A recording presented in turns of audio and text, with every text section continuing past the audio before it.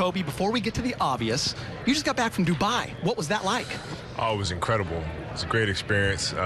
People are so nice. You know, they welcomed us with open arms, and I had a great trip.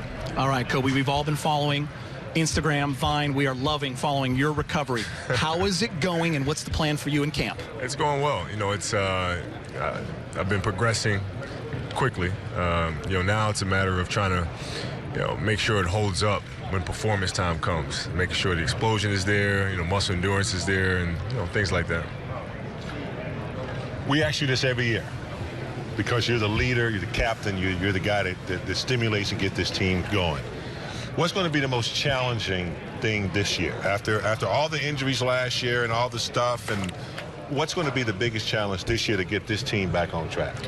Well, it's always health, right? You have to start with health first. You have to, hopefully we'll have a season this year where the majority of the guys are not dealing with injuries that last, 2 weeks, 3 weeks, that sort of thing. And then after that, it's just really about understanding each other and observing each other. And a lot of us is the first time playing together, so just figuring out what we can and can't do and trying to support each other that way. And, when you have that chemistry, you can do some pretty surprising things. Correct me if I'm wrong, because I've gone out on the limb and I've said Kobe's one of his biggest challenges is going to be if he can take a step back sometime and allow some of the younger guys to flourish. You're an animal. You're a dominant competitor, and I know how difficult that is to do. Correct me if I'm wrong. Is that going to be one of your challenges to allow some of the younger guys, or do you go back to dominating Kobe all the time? Well, you have to be able to step back and allow other guys to step in and share in that spotlight. That's the only way you win championships. And been fortunate enough to do it 5 times, and every single time we've been able to do that, we've had guys step up and make significant contributions. So, that's not saying anything different out of ordinary for every year for me. Right. Kobe, your rehab, specifically the Achilles. Tell us about that and how it feels. And by the way, Mitch was not happy when you jumped off the high dive. I liked it. Yeah, a lot of people had mini heart attacks. Yeah. They happened with. No, it feels fine. It feels really strong. It's stable, and the hard part was over in the sense of the tendon. The tightness of the tendon. There's always a concern in making sure that we overstretch it too early, and that hasn't been the case. We all know Judy Cito is the MVP of this team. Specifically, what are some of the things you're doing? We saw you picking up the marbles. Yeah, well, Judy's been with me all summer, so everywhere I've gone, she's been with me. She said you let time. her off one trip. She was let off the hook on the Dubai trip. She was let off the hook on the Dubai trip. Other than that, everywhere I went, every single day, she was there. And what's the daily routine? What are you doing? Just different things? Different things. She pretty much ran the show. And there are certain things like the picking up the marbles, and there are a couple other things I didn't put on there, like towel crunches. And, just the little things that kind of work on the little intricacies of the muscles that you ordinarily wouldn't work on. Everybody wants to go in the gym and do calf raises and all sorts of stuff, right? You know what I mean? Oh, so I shouldn't be doing that every sexy time. muscles, right? But no, tedious stuff. It's the little tedious ones that she's a master at.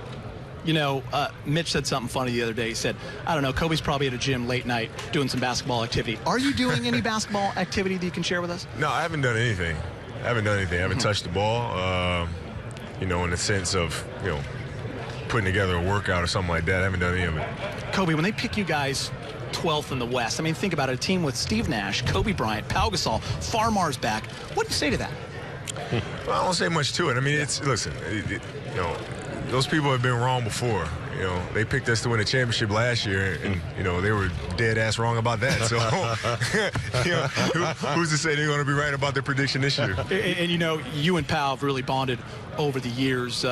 Having him back, him healthy, how important is that to this team? Mitch Kupchak says he can be an all-star again. I know you believe that as well. Of course he can.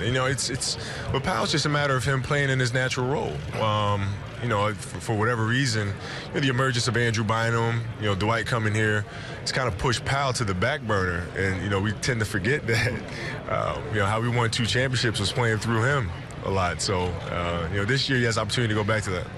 You know, Kobe, with a mixture of the younger blend of players that have come in, and you bring in an experienced guy like a Chris Kaman, I see a better defensive team, particularly on the perimeter. It takes a little bit more pressure off of Steve Nash, and it makes you guys holistically a better defensive team. Is that something you see as well? Well, we're able to plug a couple areas that we were lacking last year, in length and athleticism and speed. With Nick Young and Wesley.